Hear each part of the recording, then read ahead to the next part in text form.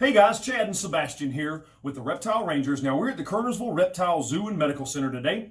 We are going to talk about setting up a bearded dragon habitat. There's so many different ways. There's no real pure right or wrong way until you start getting a little out there, and then yes, there are some things that would be completely wrong, but there's no full right or wrong. One is better than the other. A lot of it is just a matter of personal opinion. Here's the thing. Remember, we are a very, very large medical center and zoo. We are what they call herpetologists, and what we typically give is going to be nothing but science-related facts. Now, think about this. Doesn't matter the habitat that you set up, but a lot of times when we set up a habitat, we set it up to how we think it looks cool. The problem is it may not be efficient or it may not be right considering the actual place where the animal come from. It's really just as simple as looking at where the animal come from. Well, if you can mimic his natural environment, there you go. That's about as good as it gets. So with that being said, we're just going to go over some of the more commonly used items, the more commonly kept habitats, and talk about the different ways of setting those things up, okay? Now, we're going to show you a couple of our habitats that we have in our storefront with a couple of the dragons that we have for sale, but let's get started here first with the enclosure, okay? Now, enclosures, especially when you buy something from a freaking pet store, they're going to try and start you off with the smallest thing that they can, these little starter kits that half the time, half the junk in it ain't right for it, and the stupid thermometers definitely don't even work, okay? Those little round plastic pieces of junk with a dial inside of it, throw that crap in the garbage can because it's about what it's good for. Put it in the fire, it'll burn nicely. Now, when we start talking about habitat, the habitat is going to be key. Yes, you can start a baby dragon off in a 10-gallon habitat. There's absolutely nothing wrong with that. That's actually quite large for a baby bearded dragon. However, typically we would start them with like a 20-gallon, something like a 20-gallon breeder tank, or maybe we would build some kind of a custom 20-gallon-ish size tank, and then go up from there. 9 times out of 10, what we typically try and talk folks into is going ahead and getting exactly what they're going to need for the long term. The reason the pet stores do a lot of the smaller ones, it's about commerce. It's about money. You know, if they start you off with a 5-gallon and then a few months later you're having to go to the 10-gallon, and then a few months later you're going with a 20-gallon, guess how much money you're spending by the time you're up to the 40 breeder, 55 long, 75-gallon? You've done spent a crap load of money on a bunch of different size tanks. It's best to just go ahead and go with what you're going to need for the long haul. Or if you're going to do it big enough for the baby, and then by the time you're ready to pull the baby out of that one, then whatever you wanted to put it in as adult, then you're only having to do it twice, that worst case scenario, okay? Now, there are several different styles of tanks that are preferred. A lot of times people will use what they call the 55 longs, which is what you would see as far as a natural fish aquarium, or a 40 breeder tank, which is close to a 50-gallon tank, okay? Now, the other uses are these open front Exoterras, National Geographics. I think ZooMed makes one. There's several manufacturers that make these little glass aquarium style open front doors that are long, a little bit tall, and deep, meant for terrestrial and semi-arboreal species like the bearded dragons, okay? They're 36 inches long is the general rule of thumb for the dragons, 36 inches by about 18 by 18 or 16 by 18. I think it's 16 tall and 18 deep, if I remember correctly. Now, when we start talking about custom-built habitats, if you're going to build your own habitat, Dragon Master makes some kind of a custom habitat. There's a lot of PVC custom habitats you can build your own. And there's no real right or wrong when it comes to that. You can make a dragon habitat multi-level with ramps that go from each one, kind of like a ferret cage or chinchilla cage or something along that line. That's totally up to you.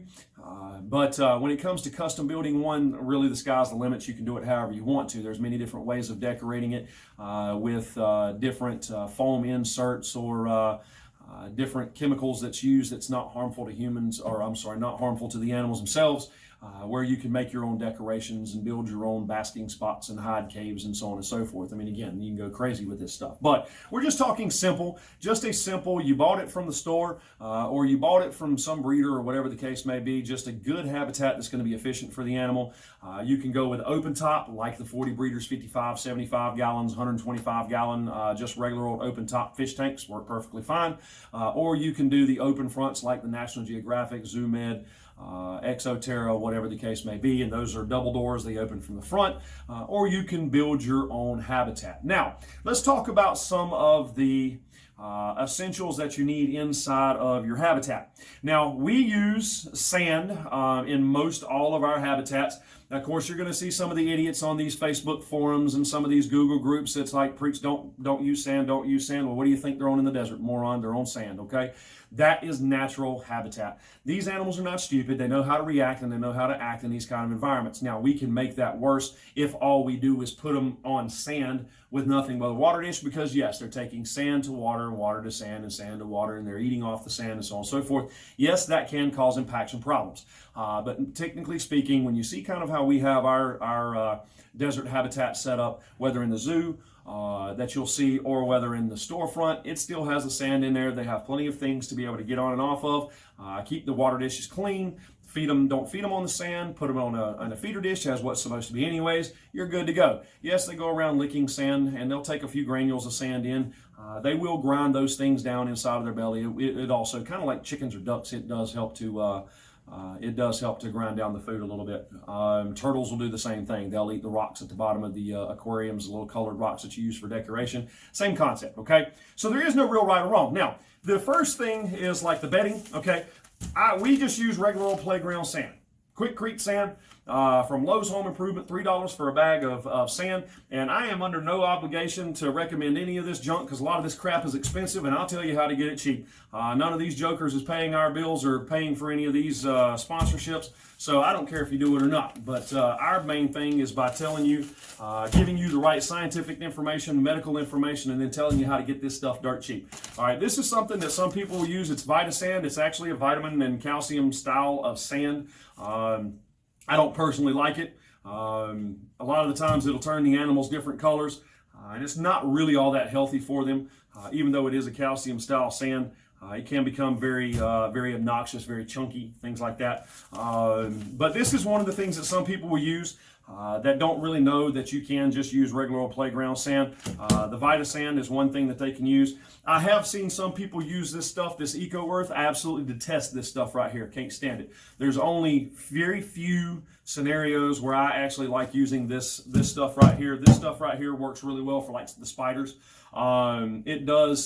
It does actually work for crested geckos, but I don't even like it for crested geckos and some of your heavy tropical species, because a lot of the fibers in here, especially with baby turtles and tortoises, and a lot of your lizard species, if they get those husk fibers in their eyes, it'll create eye infections just like that. And we treat that a lot from this kind of junk right here. So this is another one that's used. I have seen people use Reptile bark. I don't totally agree with that when it comes to the dragons, nor do I agree with this, because Reptile bark, cypress mulch, the Eco Earth is going to hold way too much humidity. Yes, once it dries out, it's not a big deal. You'd have to wet it back down before they would actually become humid again, but this is not quite natural, and so we don't typically like using this. But like I said, I don't like using the Eco Earth in just about any applications to begin with. It's just it's crap. One other thing that people will use is stuff like aquarium carpets. Okay, this is cool. You know, there's no fear of ingestion with anything like this aquarium carpet, or the green, like the AstroTurf. This is a type of AstroTurf, and this is a type of aquarium carpet. These guys right here, you can find this stuff. It's almost like a felt material. It's real thin. Sometimes the babies get their claws stuck in it. So I don't like it for the babies, because yes, we have seen them actually get stuck, and it's hard for them to get the claws out whenever they're newborn. But this is easy. It is reusable. It's cleanable. You can take and put it in your washing machine. You can put it in your dryer. It does just fine. The biggest problem that you're obviously going to see, if you haven't already, that if and when you have to clean the carpet, you have to break your whole tank down. The great thing about sand is you can get like a scooper and just sift your sand out, scoop the crap and the pee out, and you can leave the sand right there. You don't have to break your whole tank down. Well, with the carpet, in order to clean the carpet, yeah, you're going to have to break the tank down. Now, the carpet is really good, and I like the carpet, don't get me wrong. In simple applications, we will use the carpet when we don't have a crap load of stuff in the habitat that has to be broke down. When we have that, we're not using that. Some people will use tile. That's fine. You can use tile. You can use linoleum. Easy to wipe up, easy to clean. No problems of impaction or anything ingested to cause impaction.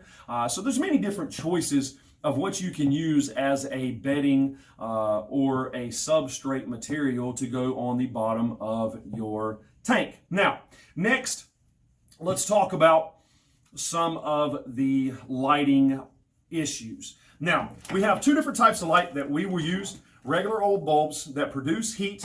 Sebastian, go get me a ceramic heat emitter, if you will, real quick. I think there's a white one up front.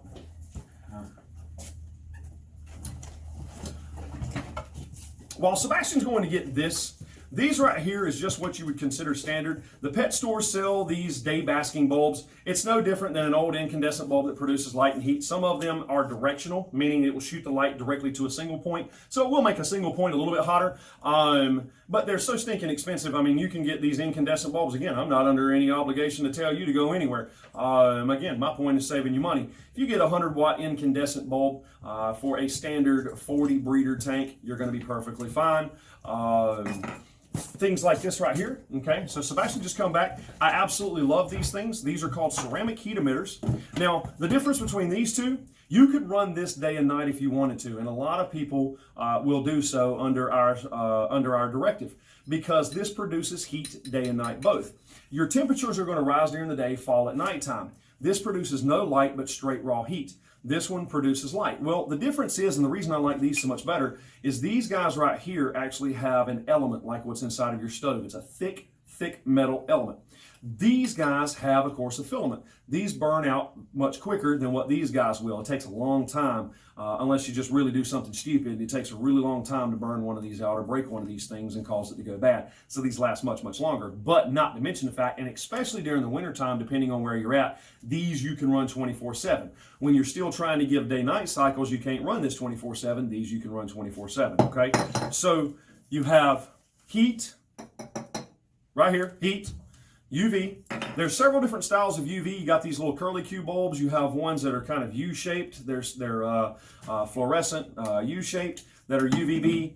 Then you have a lot of your old school type of UVB bulbs, which is these tubed fluorescent bulbs like this right here, these fixtures. A lot of people are causing these to become obsolete. The only real good behind these is it runs a longer distance of your habitat than what these do. These tend to be cheaper. They tend to use somewhat a little less energy from everything that I have seen in my use of them. And these guys right here are not necessarily always easily available at every single pet store that you come across. So I think that's one of the more disadvantages. I don't mind the tube bulbs. They do tend to last quite a while, but again, these seem to be becoming a little bit more hard to find, where these things right here are fairly readily easy to find. The only other one that I would really talk about when it comes to lighting is a mercury vapor bulb, which is actually the closest thing to the sun so far that you can get. And mercury vapor bulbs do really well. It can produce the heat and the UV, come up in all different kinds of watts, but you have to be very, very careful and make sure you read the directions on those, because yes, that is a whole lot heavier UV than any of this man-made junk like this that's in most of your pet stores. And remember, your UV is only effective 12 inches or less to the bulb. So the further away from the bulb that dragon is, the less effects of the UV it's actually getting. The thing with the mercury vapor bulb, it actually produces a lot more UVB with the bulb itself. And so, with that being said, you have to make sure you go to the prescribed distances, whether 18, 20, 22, 24 inches, whatever the case may be, for whatever wattage bulb you're using, for whatever size tank you have it for. Now remember, most of the time with your dragons, the main thing you're trying to accomplish is a 105-degree basking spot, give or take a few degrees, and at least 80 degrees plus on your cool end. 80 degrees at the far end, and then plus as you get closer to the sun. Think about it. The closer to the sun we go, the hotter it should get. The further away from the sun, the cooler it should get. With that being said, one of the popular things that a lot of people use when it comes to a basking area is something like this. It's called a lizard hammock, okay? I personally prefer using more natural stuff. I don't have any of these in any of our habitats. I don't use them. A lot of the times we just sell them inexpensively to people if we have extras, just if that's what they particularly like, which is fine, no big deal. But this is one of the things that people will use for a basking spot. When we get back to the lighting, this right here is one of my more favorite particular types of lamps to use when it comes to any kind of a lizard habitat where I've got to have both heat and UV. Is these double bulbs like this, so I don't have to have this two individual lamps like most people will have. They'll have two different fixtures, or they'll have a single dome and then this tube fixture for the UV. This guy right here just has it all in one. It has the two plugs. It has the on-off switches right there. And you can put both your heat and your UV in there, set it right over the same spot, and there you go. You have your heat and UV all in one spot, or your ceramic heat emitter, whatever it is that you choose to use. Ceramic heat emitters, I want you to understand this, you can get them off Amazon for dirt cheap. All right.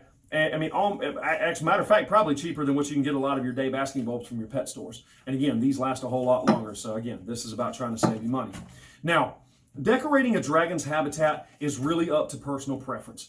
Once we get past the bare essentials of making the habitat just seem like home, seem like the desert, after that, you can decorate them however you want. I mean, there is no real right or wrong when it comes to decorating. 9 times out of 10, you're going to see any of our habitats with dragons. It's going to look more natural with rocky outcrops. There's going to be the dirt. There's going to be maybe some pieces of driftwood or dry wood to mimic dead wood in the desert.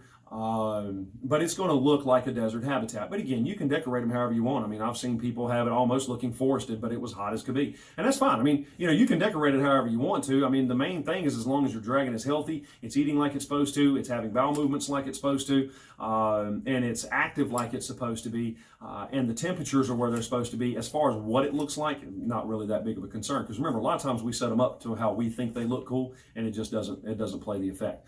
Now, let's go take a look at 2 of our habitats, one of the zoo habitats and one of our sellable habitats where we have a dragon that's one of the dragons that's looking for a home. Let's go take a look at those 2, and then we'll come back and we'll talk about that as we finish out. Come on. Okay, so this particular habitat, this is one of several examples that we have.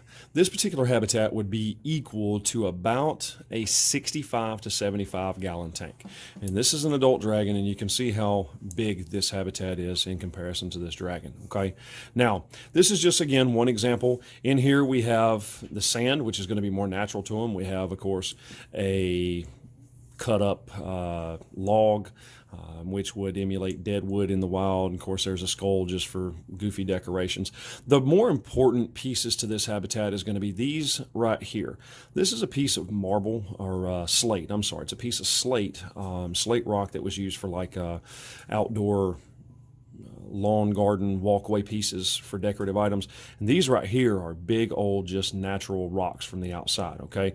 Now remember, refer back to the episode on mites for how to deal with pieces of wood or rocks or things from nature itself. You can use it. It's free, it's cheap, it's easy to clean, and of course the great thing too is real rock conducts heat really well, which for these desert species works wonderfully. Even for tropical species, it works wonderfully. As you can see, he's got a big basking platform there. It's got this high watt heat bulb, has the UVB bulb, also has the water dish over here in this corner, which is way away from over on this side. Some people worry about humidity. No, you're not really going to worry about humidity when it comes to a desert habitat, something like this, even in an enclosed space. Yeah, there's going to be a little evaporation, but I mean, most households will have anywhere from about 15 to 20% humidity inside of the house anyways, due to sinks and toilets and tubs and fish aquariums or whatever else the case may be. So humidity's not a big deal. Yes, no, they don't need any humidity, but a lot of your dragons love playing in water. They absolutely love it. It also makes it easier for them to have bowel movements a lot of the times, because if they sit in the water, then it loosens the cloaca opening. So giving a water dish, yes, is perfectly fine. It's not going to hurt a single thing, and that is, of course, from the medical standpoint of things. That's not just some idiot's personal opinion about no, don't do water dishes. That's about the same thing like we talked about before, like about sand. What do you think they're on in the desert, moron? They're on sand. Okay, yes, you can do sand. These animals are not stupid. They know how to survive. They know how to do what they're supposed to do. Now with this one right here, you have, of course, like I said, these big, massive rocks, but it also creates a hide cave right there as well. So if he doesn't want to be completely up here sitting and basking, then it can go down there, and there'll be a difference of at least 10 degrees, if not almost 15 degrees, just from the top of the log to inside this little hide cave, which works out perfectly. Okay, now again, this is one of the habitats that we have.